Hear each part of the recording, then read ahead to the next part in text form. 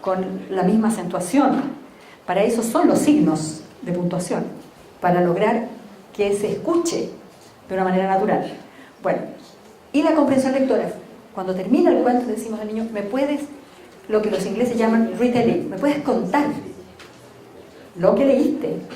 Y se evalúa si entendió lo que leyó. Entonces, no se evalúa solo la parte de codificación, también la comprensión, para poder monitorearla, porque es tan importante una como la otra y no son separables realmente en la lectura experta. Bueno, esto está pautado, los niños, uno va viendo una lista de chequeo, qué es lo que logra, de acuerdo a lo que se espera para su edad, y la comprensión lectora, si el niño se confunde, uno tiene un listado de preguntas. ¿Quiénes eran los que salían en el texto que leíste?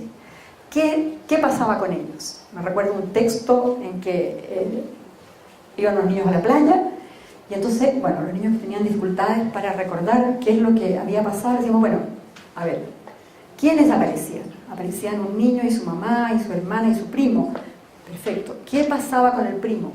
¿Cómo se llamaba? Una serie de preguntas para verificar la comprensión si el niño no es capaz de hacer un relato.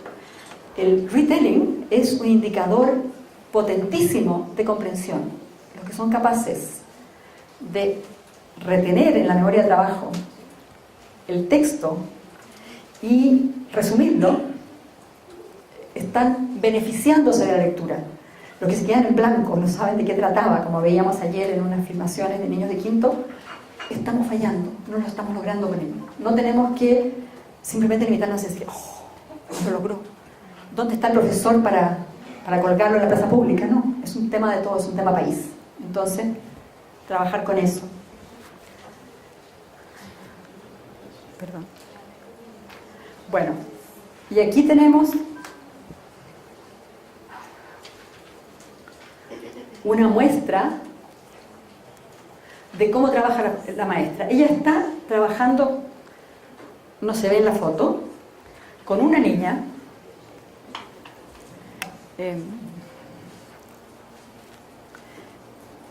pero podemos ver aquí el alfabeto, que está en varias versiones, y un texto en que preparan una ensalada de frutas, que es el resultado de un texto compartido. Entonces, la maestra está trabajando con ella la portada, analizando la figura que aparece y el nombre.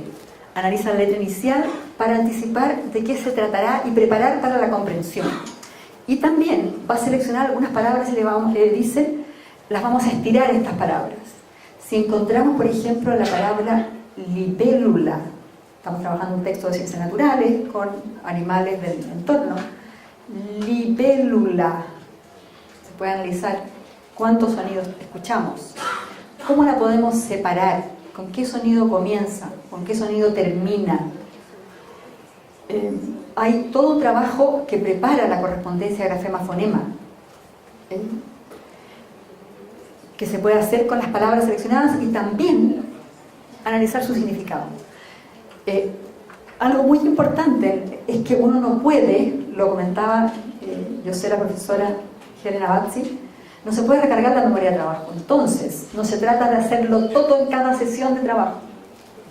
Un día, los textos se repiten. Se trabaja la decodificación, por ejemplo, y el significado de algunas palabras. No más. Otro día se trabaja, se llaman puntos de enseñanza. La conciencia fonológica, se pueden trabajar según el nivel, las rimas. Se puede trabajar el fonema inicial, el reconocer el fonema inicial, contar fonemas. Y analizar, por ejemplo, perfecto, gracias, fluidez, dices tú, me parece excelente. Digamos, seleccionar solamente 2 puntos en los que se va a trabajar un texto para los aprendizajes. Se va a trabajar el contenido, a veces uno puede, por ejemplo, elegir una fábula, porque muchas maestras dicen, mira, yo ocupo las lecturas de fábulas a veces para ver problemas internos en el curso, dificultades en las relaciones, problemas de resolución violenta de conflictos. Entonces traemos un relato relacionado con eso, alguna experiencia en la historia. Qué dramático fue cuando un presidente dio orden ya de matar, de disparar, cuando le hicieron una emboscada y mataron a alguien para resolver un problema, había otra forma. Entonces, usar la materia para trabajar el contenido, normas de convivencia que son fundamentales. Muchas escrituras interactivas lo incluyen para estar seguros de cuando ven un niño o una niña que está portando mal, oye, ¿qué escribimos ahí en el punto 2? Sobre cómo trabajar, cómo tratarnos entre nosotros. En fin, entonces, bueno, ahí tienen un ejemplo de cómo se trabaja. Esto, si ustedes se fijan, es el nivel más bajo escolar. ¿Qué está haciendo ella? Tiene una mesa en la que tiene una hoja grande. Como está empezando, es niña, entonces su coordinación, si fuera un niño, primero que nada tendríamos que llevarlo a esa área, no van espontáneamente los niños. Prefieren estar construyendo, moviéndose, pero lo tendríamos que haber llevado. Ella trabaja, está dibujando una ciudad, está dibujando ella misma y está escribiendo ahí. Si ustedes, no sé si lo alcanzan a ver, ella tiene unos circulitos y unos palitos. Dice, pero ¿está entendiendo ella esto? No, pues si ya lo escribe. Sí, ella está escribiendo y ya tiene la noción de que la escritura dice algo, uno, y segundo, que se parecen, son unos signos que se parecen y se escriben ordenadamente en línea. Esa es nuestra escritura alfabética. Nosotros escribimos de izquierda a derecha. Bueno, ella ahí lo escribió de arriba abajo, ¿ya? Pero círculos y líneas se alternan. Los signos se parecen, se repiten, y cuando le pedimos que lo leyera, ella muy solemnemente leyó de arriba abajo lo que decía. Perdón, ¿qué es? Dilo, es buenísimo. Parte de la necesidad comunicativa. Exacto, entiende que el lenguaje no es algo de los grandes, sino que, claro, ella entiende que puede decir algo, puede comunicar algo, y está practicándolo. Este trabajo es trabajo en centros de aprendizaje, o sea, ella está trabajando con cosas que ya aprendió y las está trabajando independientemente, y esta foto es parte de la documentación para saber en qué nivel de logro está. Bueno, esto me salió pésimo, lo lamento. Es una carta escrita por una niña de segundo básico de 8 años, 2 meses, para el ratón Pérez. No sé si el ratón Pérez existe aquí. Ah, bueno. Bueno, querido ratón Pérez, se las leo porque no creo que lo puedan leer. Esto es un registro de la calidad de los textos alcanzados en segundo básico en el trabajo individual, para que ustedes vean las oportunidades de riqueza que tienen. Hola ratón Pérez. Ya, esa R le resultó como P, como patón. Soy tu sobrina Blanquita. Se me cayó un diente. ¿Por qué sobrina? Porque ella es Blanca Pérez. Era difícil saberlo. Se me cayó un diente. Costó mucho que se salga. Y si te lo llevas, signo de interrogación, ¿me dejas plata a cambio? A cambio le salió como una sola palabra y es normal. ¿Se dan cuenta ustedes? Esto es una información para la maestra, para saber. No hemos trabajado estas palabras que son más complejas en segundo, y ella entonces la preposición no la separa. Te quiero mucho, signos de exclamación bien usados. Y ese conector no debería estar ahí. Quiero probar que existes, y para eso deja tu firma allí. Chao. Raya, firma ratón Pérez. Bueno, claro, nos enteramos, si ustedes se fijan, de qué le interesa a ella, qué le preocupa. Que la fantasía está haciendo crisis de estos personajes de la infancia. Es normal a los 8 años. Ella no está tan segura que sea el ratón Pérez el que le trae plata, pero se ve que ella probablemente no se quiere arriesgar porque se puede quedar sin la moneda que está esperando. Me parece a mí. Entonces, la oportunidad de escribir, si ustedes se fijan, no es solo una cosa anecdótica, simpática. Es un material de tremenda importancia para lo que queremos lograr. ¿Cómo trabajar con esto en su formación de maestros?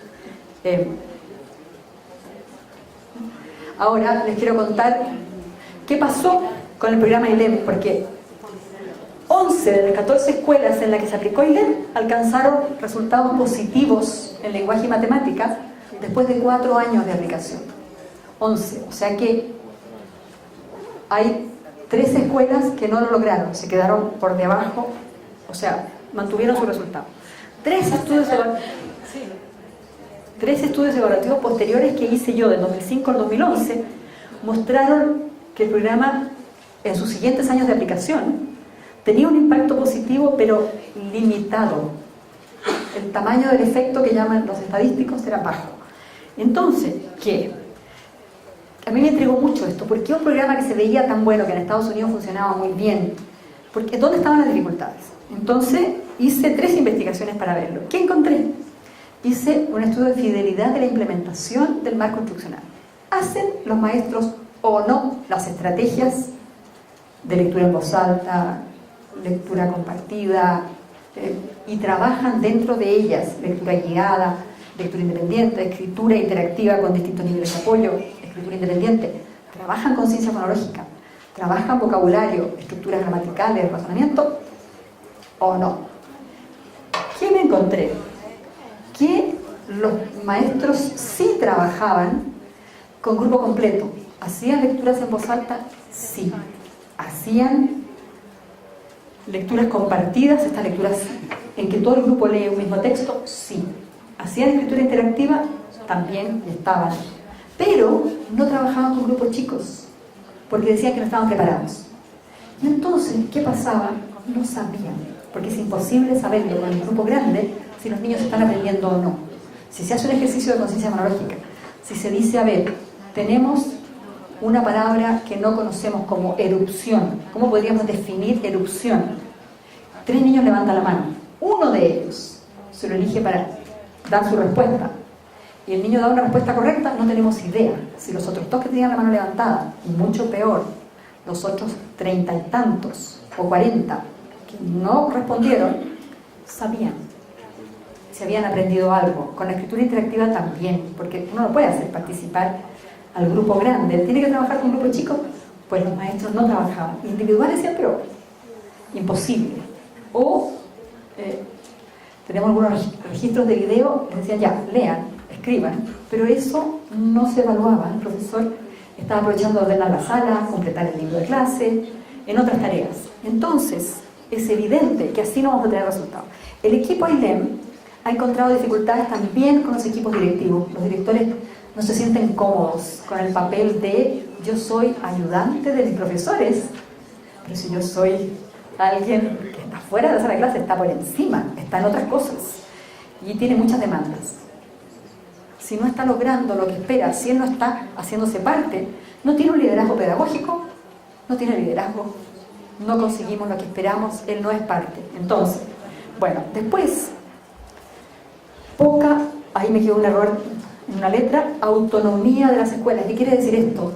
Las escuelas se quedaban eternamente, se quedan conectadas a ILEM. Si el programa se va, desaparece. Entonces, el famoso modelo, el experto lo hace, que termina en una 4ª fase, ahora él lo hace y simplemente se viene a observar porque el aprendiz ya domina la destreza, no pasa. Globalmente, las escuelas dejan el programa y aparecen nuevos programas, están bombardeados de programas. O sea, si ustedes hacen clic, van a encontrarse con este programa si funciona, en fin, bueno.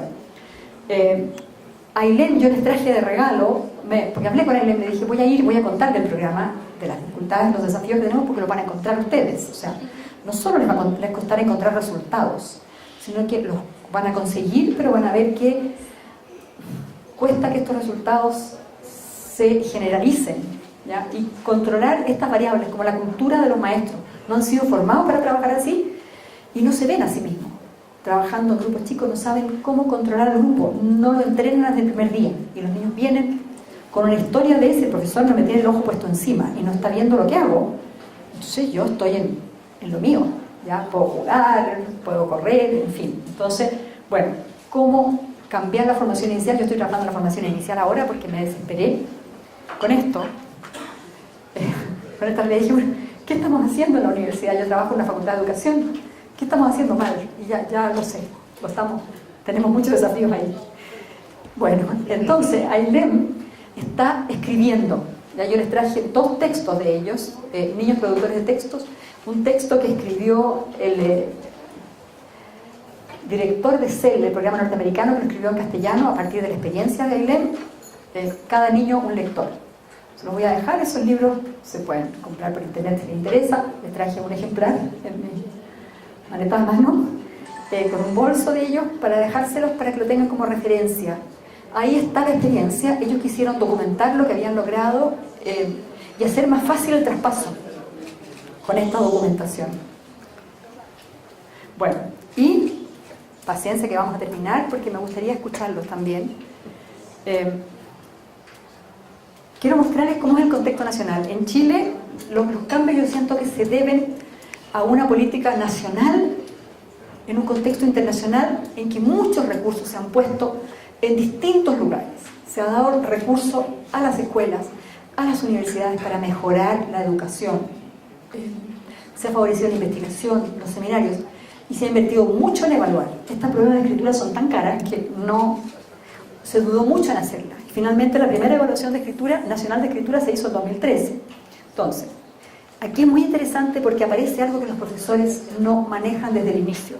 Un buen texto tiene que adecuarse al propósito, desarrollar ideas y usar un vocabulario adecuado, tiene que tener coherencia, cohesión, convenciones ortográficas.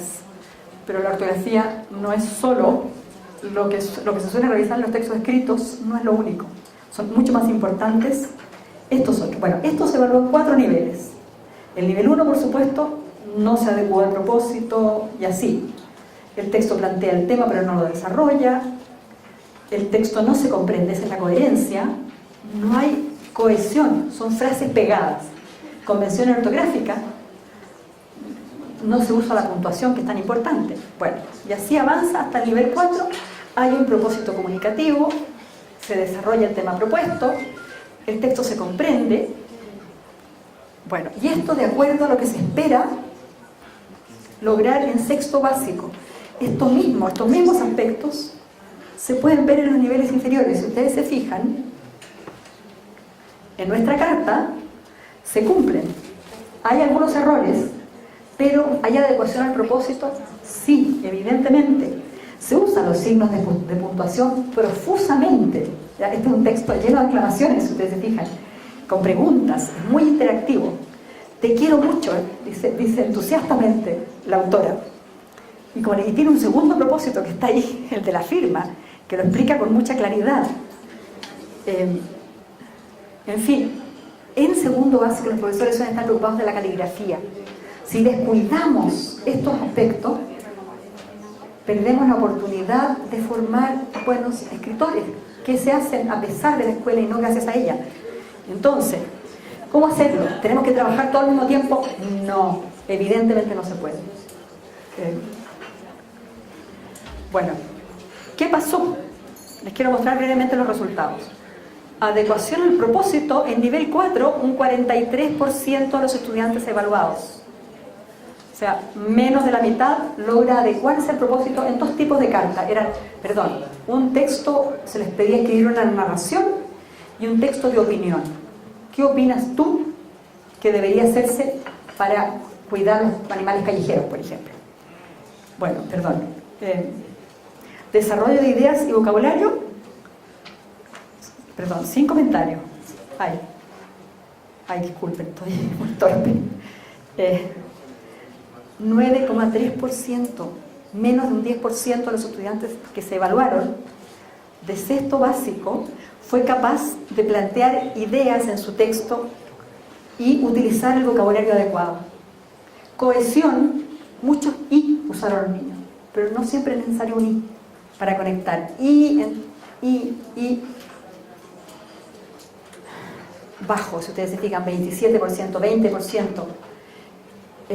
Estos están en el nivel 3, o sea, están avanzados para ser logrados. Desarrollo de ideas y vocabulario está en el nivel 2, muy bajo.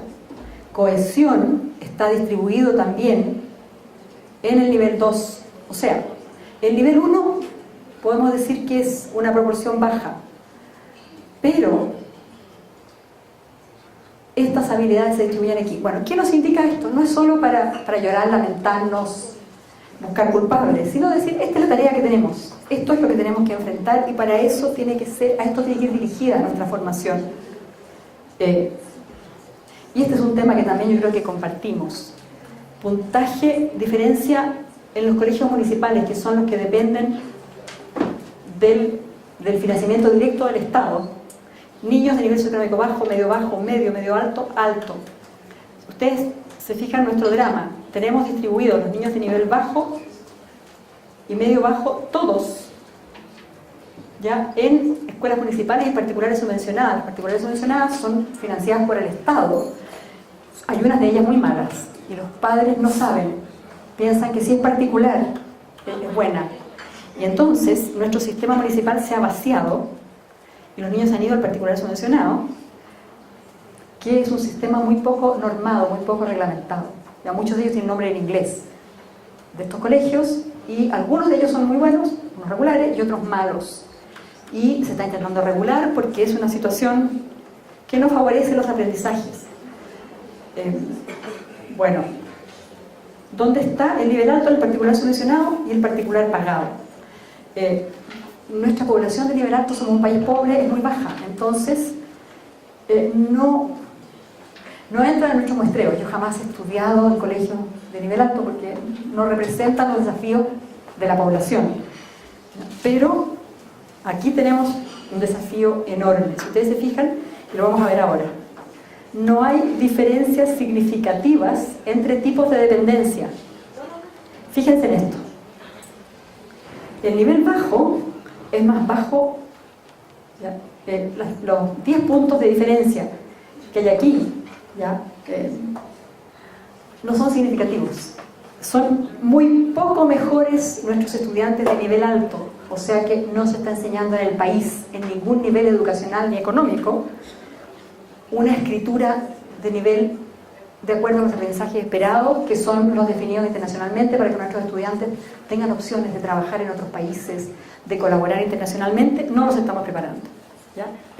Sin embargo, por supuesto, el nivel bajo es el peor, pero la tarea es nacional, no hay diferencias. El desempeño de los estudiantes fue más alto, este otro lado es interesante, en la producción de textos narrativos que de opinión, en todos los aspectos evaluados. Nuestros niños se los hace leer cuentos y se cree que la única lectura que hacen por sí mismos es de cuentos. En mi evaluación de las egresadas de educación inicial, las maestras que egresaban de los mejores programas de Santiago de Chile, todas les leyeron cuentos a los niños cuando les pedimos, por favor elige un libro para leerles a tus niños y acéptanos que lo grabemos. Todas eligieron cuentos. ¿Trabajaron con ciencia fonológica o de codificación?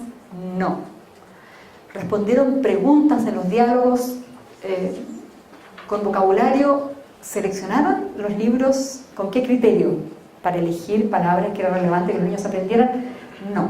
Eran libros que les gustaran a los niños. A los niños les gusta este tema. Estos niños son peleadores, entonces vamos a leer este cuento para que peleen menos. Si conocemos bien a los niños sabemos que un cuento no es la diferencia, hay que tener mejor gestión.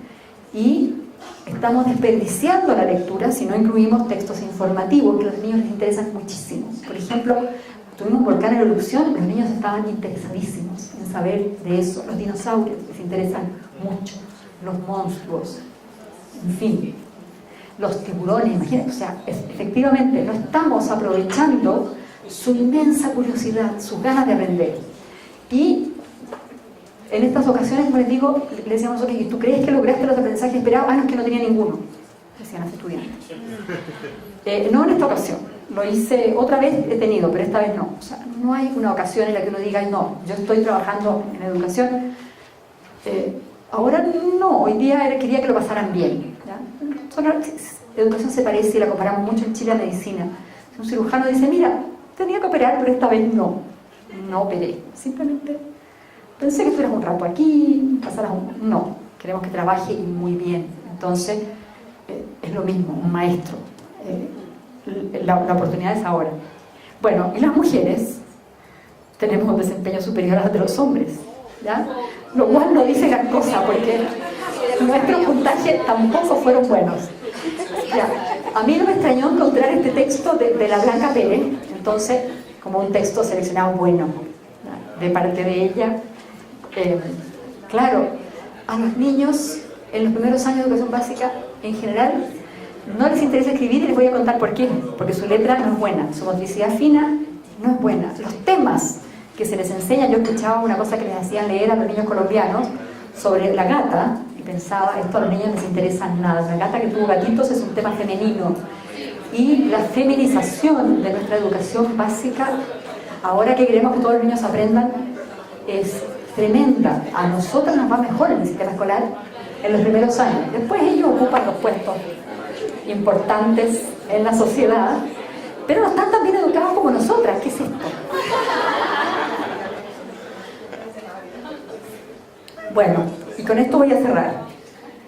Como les decía, en Chile, si partimos en el año 90, toda la década del 90, ya le pusimos mucho empeño. El gobierno, les aseguro que los gobiernos que pasaron lo hicieron con enorme entusiasmo.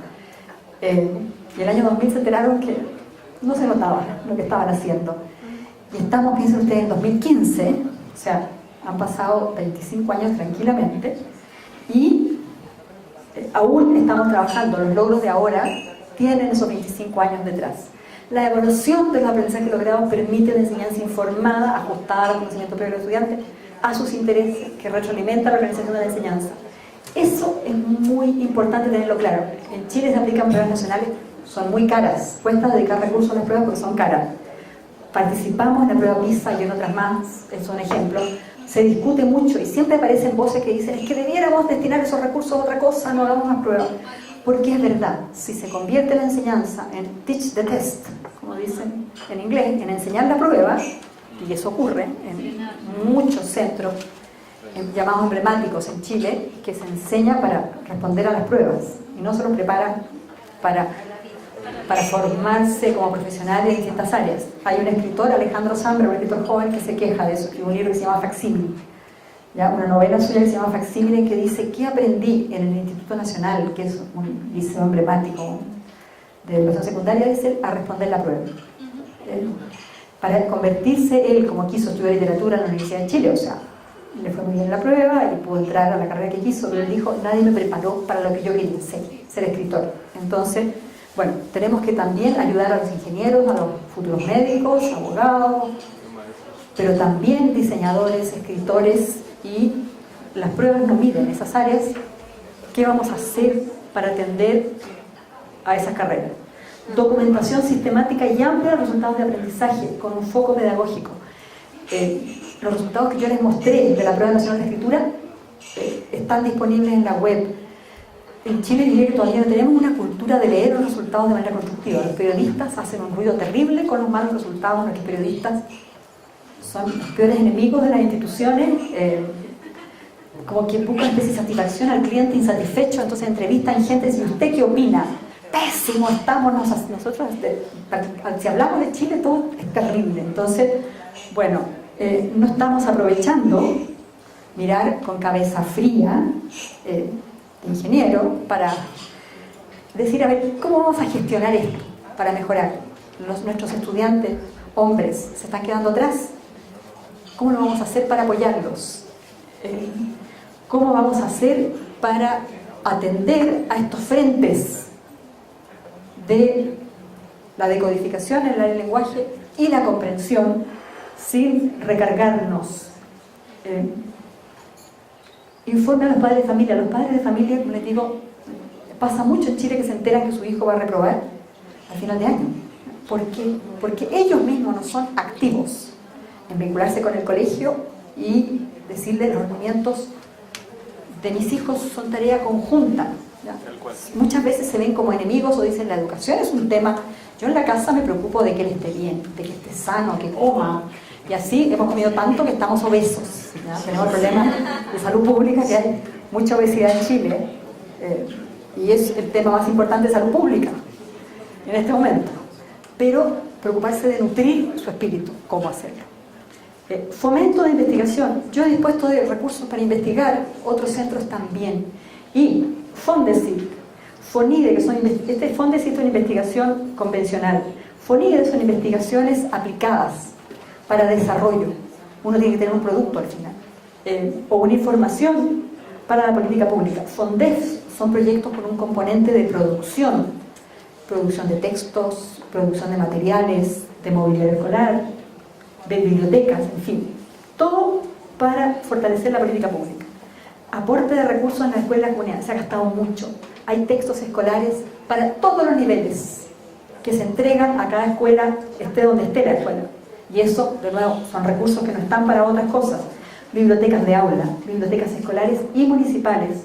Me emocionó, en el verano fuimos con mi marido a la carretera austral, o sea, al sur de Chile profundo, y encontramos en un pueblo perdido en la costa del sur una biblioteca y una mamá con su hija retirando libros. Estaba abierta todo el día, libros de cuentos que ella elegía, informativos.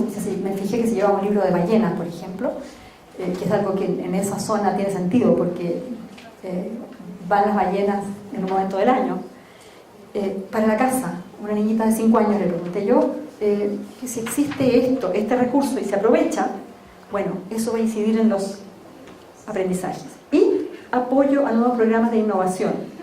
Y yo les quería mencionar que, tal como en AILEM, hay un programa que se llama Primero Lee, que el Ministerio, o sea, se diseñó de nuevo en colaboración con Estados Unidos.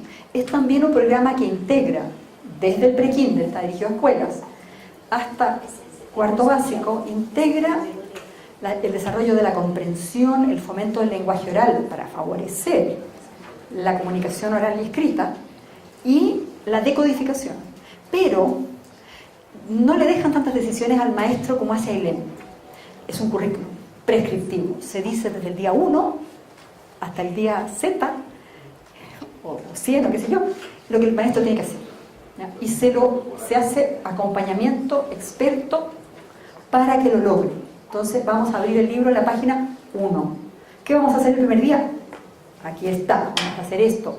¿Qué estamos trabajando? Estamos trabajando esto y esto otro. ¿Y qué se disminuye con eso? La carga, la memoria de trabajo del profesor. ¿Ya? El profesor es alguien que tiene que echar a andar un avión poniéndose de acuerdo con los pasajeros. ¿Ustedes se imaginan? ¿Cómo es eso? Preguntarle al señor del final, señor, ¿qué tal? ¿Partimos ahora o en un momento más? ¿Usted cómo va con su celular? Ya mandó todos sus mensajes. En fin, ¿alguien quiere pedir algo especial para...? O sea, efectivamente, los logros de los maestros requieren de una gestión muy fuerte con niños que son heterogéneos y de los que, si se ignoran los conocimientos que aportan, se pierde capital de trabajo, se pierde vinculación emocional con ellos. Yo diría que pocas veces he visto un estudiante tan tosudo como García Márquez, en el sentido de defender su espacio. ¿Ya? Yo tuve un hijo igual, que es ahora diseñador gráfico muy exitoso, guardando las distancias con García Márquez, pero García Márquez tuvo la gracia de ofrecernos desde Colombia el perfil de un estudiante que quería ser él mismo y que lo tuvo que hacer a pesar de nuestras instituciones. Él en un cierto extremo, nosotros no estamos pensando en él. Él finalmente tuvo éxito y consiguió apoyo y logró salir adelante. No pensemos que no fue así. Este hijo mío, diseñador gráfico, que desafió a los maestros desde el día 1 hasta que egresó del colegio y luego en la universidad. Los estudiantes no son fáciles, más bien, a eso quiero apuntar, ¿ya? Y algunos son desafiantes, otros son silenciosos, pero son desafiantes con resistencia pasiva. Tenemos una tarea muy compleja. Entonces, me parece maravilloso, y con esto cierro, que estén ustedes aquí para apoyarlos, que se haya creado una instancia, no de supervisión, no de seres superiores que van a decirle a los maestros lo que tienen que hacer y a continuación van a salir arrancando. Porque yo misma, cuando los miro trabajar, digo, horror, yo soy una psicóloga, pobre psicóloga, me muero si tengo más de 10 niños, no digo 20 ni 30, que me digan, Miss, señorita, tía o como sea, y yo tengo que atenderlos a todos y conseguir que hagan algo al final del día, de la semana, del mes. Es un expertise muy complejo. Entonces, bueno, quisiera ahora dejarlos Nada, nos quedan 3 minutos. Si hay algún comentario...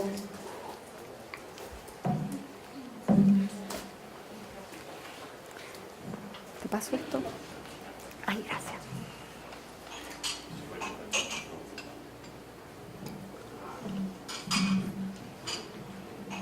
Profesora Malva, tú mencionas que en el programa hay una participación de todo el equipo y mencionas a 2 personajes, el experto y el aprendiz. ¿Esos 2 personajes forman parte de ese equipo? ¿Pertenecen a la escuela? ¿O quiénes son?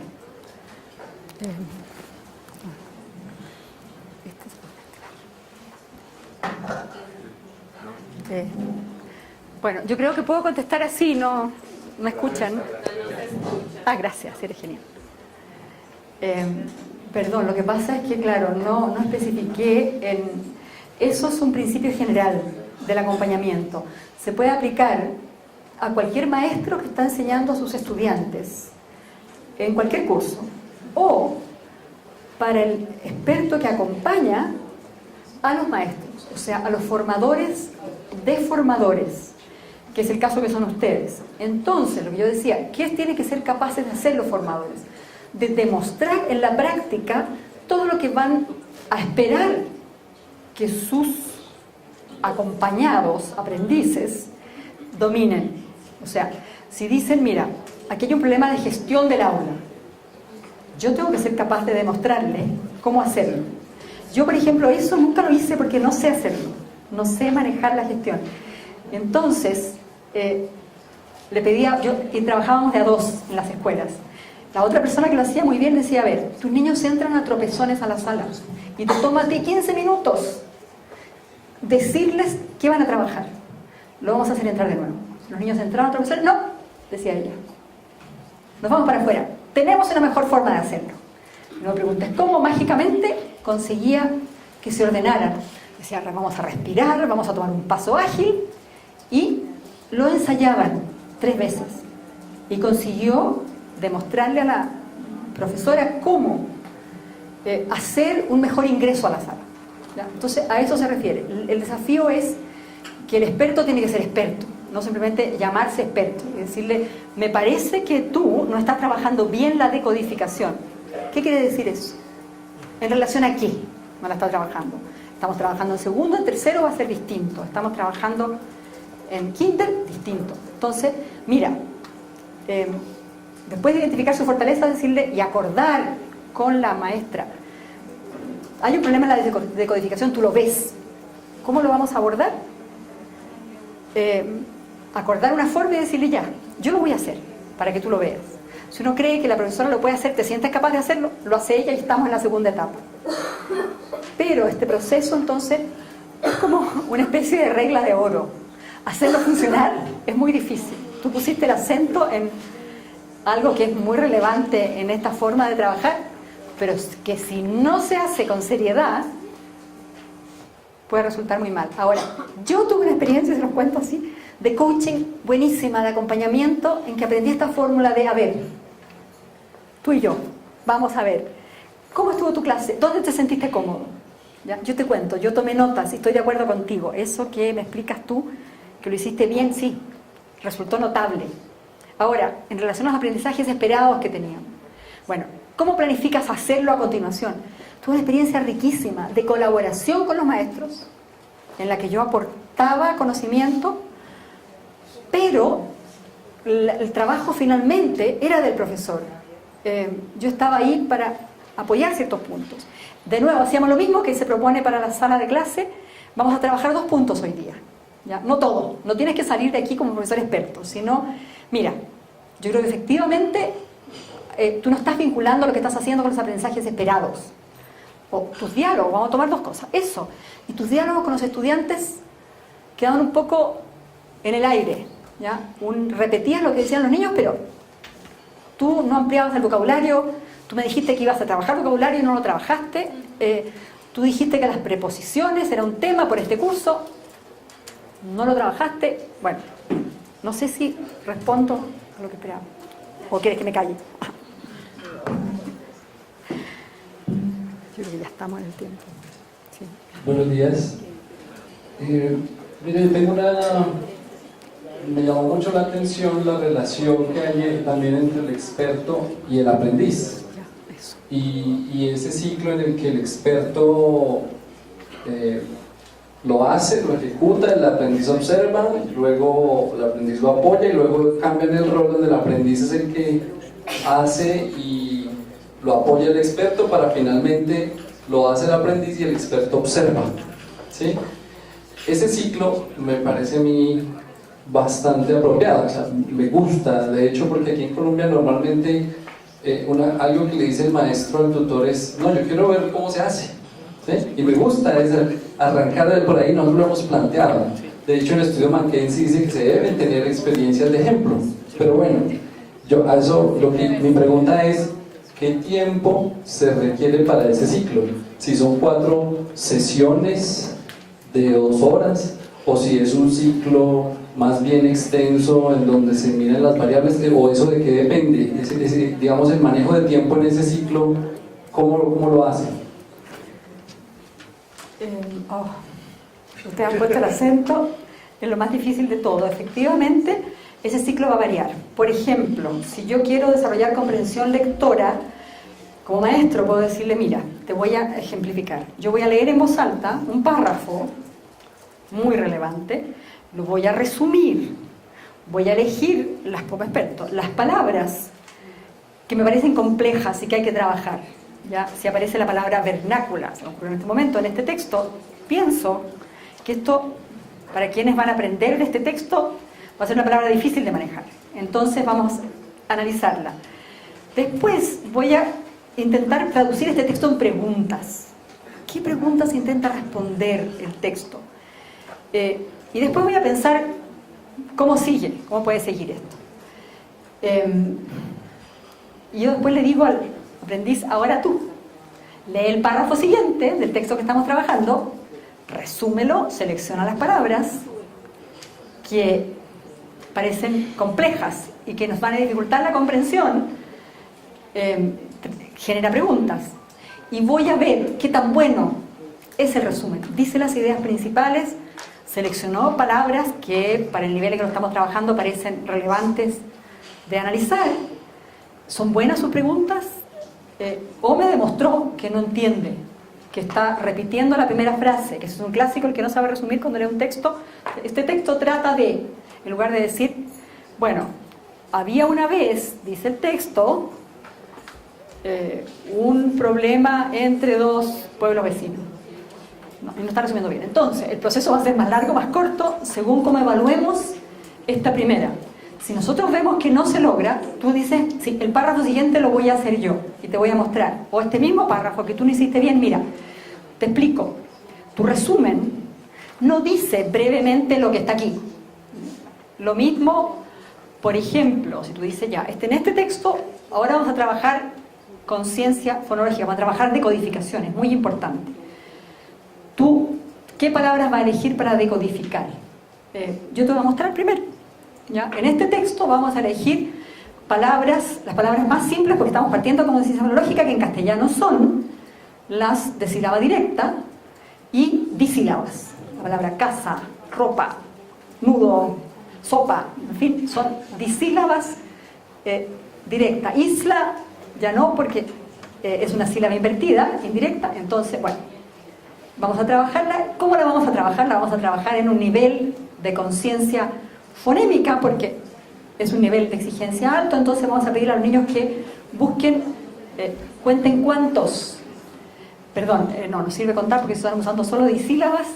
Sirve a ver, que las agrupen por sonido inicial, que busquen un sonido inicial similar. Si yo digo entonces sopa, que los niños busquen otro. Ahora hazlo tú, elige de este texto qué palabras vas a seleccionar para hacer un análisis fonémico fundamentado. Y de nuevo, si el aprendiz lo resuelve estupendamente, incluso a veces puede ir mejor que tú, porque son expertos finalmente los maestros, y te dicen: ¿sabes qué? A ti se te fue esta palabra, yo creo que sería muy importante, conozco mejor a mis estudiantes y esto tendrías que haberlo incluido. Fantástico. Entonces, por favor, ahora lo hacemos juntos. ¿No? Yo lo hago, pero tú participas. O te saltas simplemente y dices: me equivoqué, estoy enseñándole algo que él ya sabe. ¿entiendes? O sea, teniendo este esquema no tenemos la tarea resuelta, en absoluto. Tenemos una forma, una pauta para analizar cómo trabajar. ¿Ya? Y teniendo claro que si no terminamos verificando que cada aprendiz es capaz de hacer lo que nos propusimos, que siempre tiene que ser un aprendizaje esperado, no hemos completado el ciclo. Y que además cada vez que termina un ciclo empezamos otro, en el cual nosotros decimos ya sabemos cómo resumir texto, no vamos a seguir trabajando eso. O vamos a resumir pero un texto mucho más complejo, que no tiene una idea y un desarrollo alrededor, sino que es un texto que tiene varias ideas que están conectadas entre ellas. Y entonces la dificultad es mayor. Esa tarea, o sea, estos principios, es como de entregarte a ti una wincha de medir, si a continuación no te dicen qué medir. Les deja a ustedes un trabajo enorme, ¿ya? Yo puedo enviarles materiales que les muestre un poco más, y los libros que les voy a dejar lo muestran. Pero efectivamente ustedes han puesto el acento en lo más complejo. Bueno, dejamos una pregunta más, yo creo. Sí, pero tú me pasas de vuelta a eso. Buenos días. Yo quiero aprovechar que tengo el micrófono un momentito y es que me gustaría que tú nos cuentes cómo, qué has aprendido del trabajo que has desarrollado con los maestros cuando ellos escriben sobre el acompañamiento. Ay, ¿es la bitácora a la que te refieres tú? Ya, espera, lo que yo he aprendido de las bitácoras de ellos. No sé si lo sé formular yo misma. Como te digo, mi sensación fue que yo, que soy psicóloga, muchas veces los maestros en Chile por lo menos miran a los psicólogos como alguien superior, y uno entonces acaba sintiéndose equivocadamente superior. A mí, como tengo muchos años en el circo ya sé que el superior no soy nada, que sé otra cosa que ellos no saben, pero que eso que ellos hacen yo no lo sé hacer, ¿ya? Y que es complejísimo. Entonces, ¿qué aprendí? Que en lugar de responder cuando me dicen, oye, tú que eres experta en desarrollo, ¿qué me podrías decir como experta? Eso no sirve de nada. Es una conversación de salón, amable, que no cambia la enseñanza, que solo cambia el profesor cuando se establece esa complicidad con un experto que es capaz de demostrar que es experto en lo que está enseñando y que colabora en crear un documento en el cual queda registrado qué se trabajó y con el cual se parte en la sesión siguiente. La sesión siguiente uno dice, oye, en la sesión anterior nosotros íbamos cada 10 días a las escuelas más o menos, ¿ya? Y yo me aprendí el mapa de Santiago, no tenía idea, porque por supuesto escuelas en zonas periféricas, alejadas de mi universidad, de mi casa. Bueno, decía, quedamos la semana pasada que tú ibas a trabajar esto. Hoy que vi tu clase, tuve la sensación de que estábamos en otra cosa, o que eso lo habías logrado increíblemente. ¿Quieres que conversemos de eso? ¿Prefieres que veamos otro punto? O sea, ¿me entiendes? Se constituía una historia. Y les diría yo que para mí fue una relación de amistad profunda y de participación, que yo entré a trabajar a la universidad pensando, hay que cambiar el colegio. ¡Siempre! Hay que cambiar las experiencias de nuestros niños. No están aprendiendo. Lo hice después de un taller de psicología educacional. Era mi desesperación. Y después de la sensación, después de años, yo soy profesora, maestra de universidad, de escolares de 5º año medio de educación secundaria, porque el curso mío de psicología del desarrollo y psicología del aprendizaje se da en primer año. Entonces yo decía, tengo estos estudiantes pesados de educación media que me ponen dificultades para manejarlos. No he sido más que una maestra y sin formación para hacerlo. Y entonces esta experiencia me ayudó mucho para decir, yo sí puedo participar en el trabajo del aula desde mi conocimiento. ¿Por qué? Porque colaboramos, porque esto lo hacemos juntos, porque compartimos las metas y nos importa mucho a ambos que lo logremos. ¿De acuerdo? ¿Sí? Es que lo que pasa es que ya íbamos a cerrarlas, o sea, nos pidieron que cerráramos las preguntas por ustedes mismos. Ahora, esto no significa que nuestro diálogo se acabe, ojo, porque mi correo es malva@uc.cl, me pueden escribir y estoy feliz de estar en contacto con ustedes. Afortunadamente estamos en el siglo XXI, así es que eso no es un problema. Por fin en voz alta. Eso no lo he hecho nunca. Malva, que es mi nombre, con minúsculas, @UC de Universidad Católica .cl. Sí, lo voy a escribir ahí. ¿Cómo llegó a que escribiera Cristóbal Colón? Interactivamente, ¿cómo es eso? Eso es una actividad cooperativa. Es un libro. Ahora sí puedo hacer mi preguntita.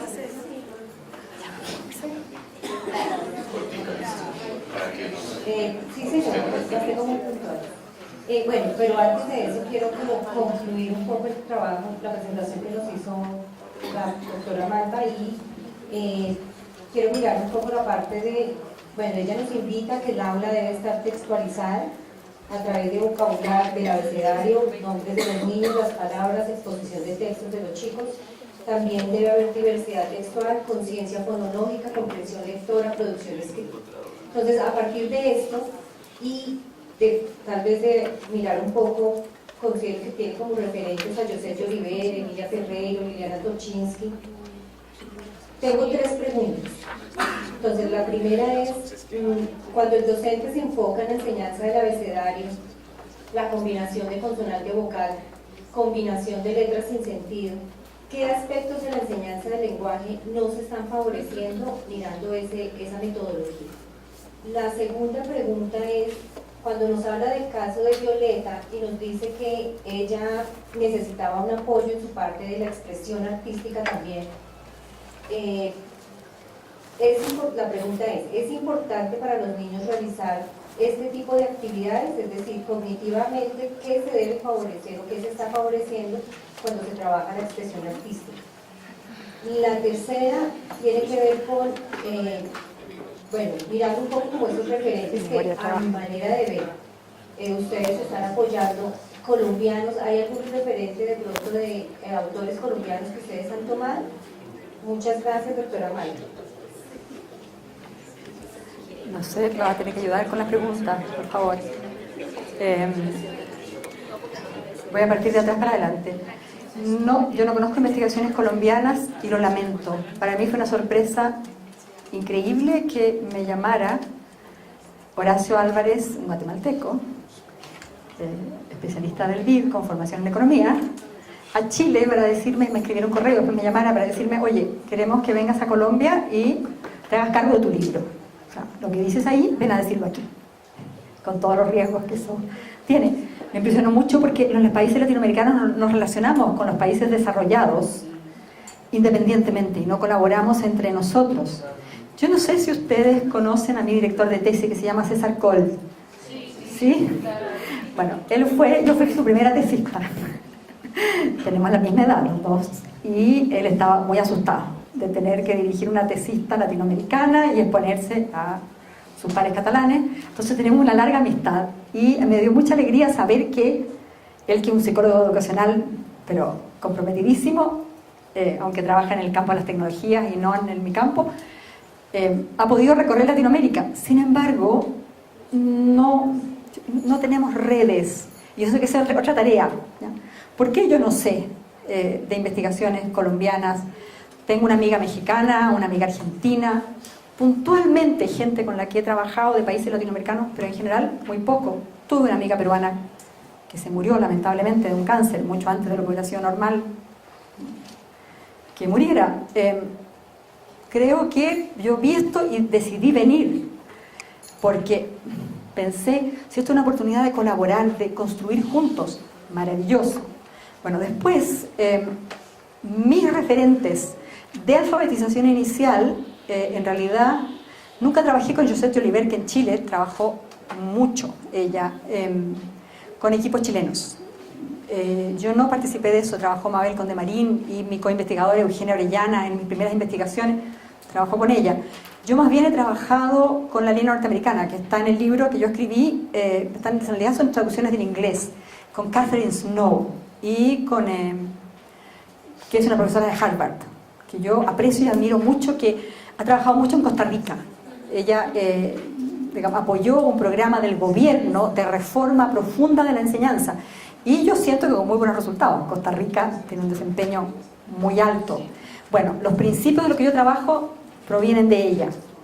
Y cuando yo conocí el programa CEL de Estados Unidos, en el que me formé en realidad, descubrí una relación entre estos planteamientos de la psicología educacional sobre la importancia de la conciencia fonológica, de la decodificación y de la comprensión, considerando que el lenguaje escrito es un lenguaje secundario, o sea que nosotros tenemos, si hablamos bien, vamos a lograr escribir, y la escritura va a conseguir que hablemos bien, porque nadie que no lea y escriba habla bien. No sé si ustedes se han dado cuenta, o sea que el lenguaje educado, oral, se alimenta del lenguaje escrito.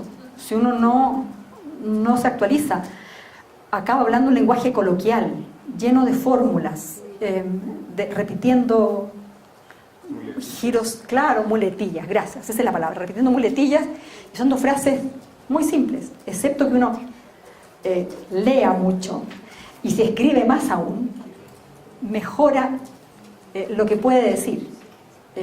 Así es que, bueno, yo más bien he trabajado desde esa perspectiva, una perspectiva anglosajona. Tuve oportunidad de hacer una estadía en Inglaterra, en la Universidad de Cambridge, en la universidad, en el Instituto de Educación de la Universidad de Londres, y le debo mucho a una brasileña que estaba allá, que fue la que me trajo a este campo, que se llama Teresinha Nunes, una mujer maravillosa, que ella trabajaba en el campo de la conciencia fonológica. Yo de ahí me inicié en el lenguaje, y después entendí que estaban relacionados y que había que atender a ambos, porque las investigaciones lo apoyaban. Esos fueron mis referentes. Y luego la primera pregunta, a estas alturas se me olvidó ya. Oh, pero la mía es, pero no les explico de corta, que no se entere Helen, porque no. Sí, yo no juego al memorice por eso mismo, porque me ganan siempre.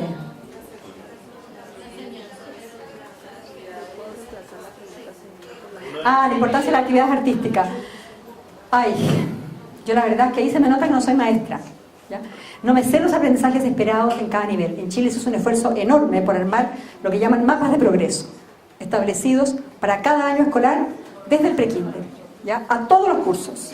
Los maestros tienen sentimientos encontrados con esto porque dicen, mira, yo no sé si estoy de acuerdo, ¿ya? O sea, no sé si ustedes se imaginan un médico diciendo, mira, no sé si estoy de acuerdo con el protocolo de cirugía, o un piloto de avión diciendo, mira, algunas de estas tareas me las voy a saltar, ¿ya? Yo creo que puedo decidir por mí mismo si movemos esto o esto otro. O al cirujano decir, mira, no, ellos son los protocolos como de Versalles, los cirujanos, o sea, se hacen en este orden. El cirujano si pestañea, sus ayudantes tienen que hacer esto, viene el profesor. Me tocó la triste historia de una colaboradora mía que tuvo que operar el año pasado, tratar a una hija de un cáncer muy grave, y me decía, tuve oportunidad de ver las operaciones y ver los cirujanos cómo trabajan. Los maestros tienen que trabajar igual, y nosotros, yo soy maestra en la universidad, también, con más protocolos, tenemos pocos. Entonces, no me siento capaz de contestar eso, porque la verdad es que cuáles son los aprendizajes esperados del área del arte, no lo sé. Lo que pasa es que los psicólogos manejamos mucho el dibujo, y ustedes lo deben saber, el dibujo de la figura humana se usó muchos años como prueba de inteligencia, ¿ya? Con todos los sesgos que pueda tener, ¿cierto? Entonces, yo ya sé cómo dibujan los niños cuando logran un dibujo avanzado, y qué se puede esperar de un niño de 4 años más de una niña. Entonces, por eso dije eso, pero la verdad es que no tiene ninguna validez pedagógica. Para eso habría que referirse a aprendizajes esperados, por una parte. Y lo otro es que en mi casa son todos artistas. Yo soy la única de otra disciplina. Estoy casada con un arquitecto, tengo un arquitecto, hija, un literato y 2 diseñadores. Entonces, yo de hecho hubiera estudiado arte, pero mi mamá me dijo, no, tienes que estudiar arquitectura. Entonces dije, perfecto, a psicología, vamos arrancando de una carrera que no me parecía atractiva. Pero el arte me impresiona mucho, me gustó siempre mucho el dibujo, y por lo mismo siento que tiene que ser un objetivo de aprendizaje, y que lo es muy poco, porque le damos demasiada importancia al lenguaje, a la matemática, y nos olvidamos. Pero nada, fue una anécdota, ¿no? O sea, un comentario aprovechando la ocasión, no va en el eje central de nuestro trabajo. Gracias. Porque Cristóbal Respecto a Colón. la pregunta, a la enseñanza silábica, la combinación, la de Gracias. para, sin sentido. Perdón, ya, lo recuerdo. Perfecto. ¿Qué estamos descuidando? Yo creo que tú lo sabes perfectamente, lo sabemos todos, que estamos descuidando. Lo que pasa es que, ojo, no tenemos que sentirnos culpables y decir, cuando yo estoy trabajando una palabra que me parece hermosa, como, qué sé yo, a mí la palabra libélula, por ejemplo, me gusta mucho, ¿ya? Yo tengo una cincinesia, además, entonces veo las palabras en colores, que es más bonito aún. Libélula la veo en un color celeste, medio transparente, entonces, bueno, me dice, ya, me toca trabajar esa palabra con los niños y estoy dejando conciencia fonológica de lado. ¡Qué horror! Estos niños deberían saber conciencia fonológica. No. O sea, un día, como dije, trabajo, tengo que atender a todo y en la semana tengo que estar segura de que vi todo. Y si estoy trabajando con ciencia fonológica, estoy trabajando con ciencia fonológica y lo tengo que hacer con toda la seriedad del mundo y con toda la complejidad técnica que tiene. Y como decía antes, si cuando yo estoy trabajando como experto y encuentro que el profesor con el que estoy trabajando lo trabaja de manera liviana y dice, ¿sabes que a mí la conciencia fonológica no me gusta? ¿Qué haces aquí entonces? O sea, si trabajas con niños hasta cuarto básico, la conciencia fonológica es un tema, y para ti por supuesto que lo es.